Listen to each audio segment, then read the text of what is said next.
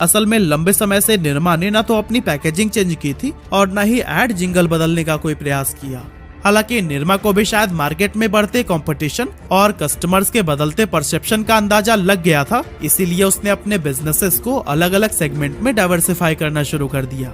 साल 1995 में करसन भाई पटेल ने एजुकेशन के फील्ड में भी एंटर करने की सोची और अहमदाबाद में निरमा इंस्टीट्यूट ऑफ टेक्नोलॉजी को एस्टेब्लिश किया। इसके बाद 2003 में उन्होंने इंस्टीट्यूट ऑफ मैनेजमेंट और Nirma university of science and technology की भी नींव रखी।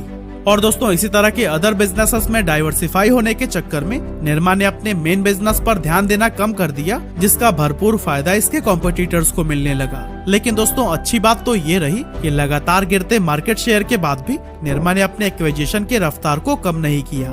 2007 में निरमा ने अमेरिका की raw material company Searles Valley Minerals को खरीदा और इस एक्विजिशन के बाद से निरमा वर्ल्ड की टॉप 7 सोडा ऐश मैन्युफैक्चरर्स में से एक बन गया। इसके बाद से 2014 में निरमा ग्रुप ने राजस्थान के निम्बोल में सीमेंट मैन्युफैक्चरिंग की भी शुरुआत की और इस कंपनी का नाम रखा गया नुवोको विस्टा, जिसे करसन भाई के 2 बेटे राकेश और हिरन भाई पटेल संभालते हैं। और आज नुवोको इंडिया का 5th लार्जेस्ट सीमेंट मेकर है।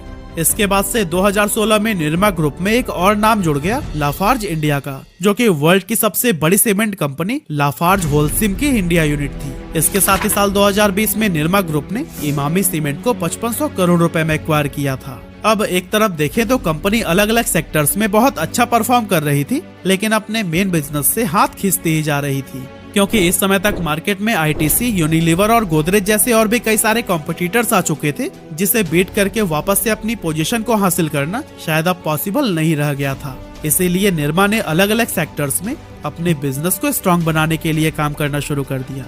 आज निरमा ग्रुप डिटर्जेंट और सीमेंट के अलावा कई सारे सेक्टर्स के अंदर काम कर रही है। लेकिन एट द एंड हम यह कह सकते हैं कि बिना किसी सपोर्ट के इतने बड़े एम्पायर की नींव रखना आसान बात तो बिल्कुल नहीं थी।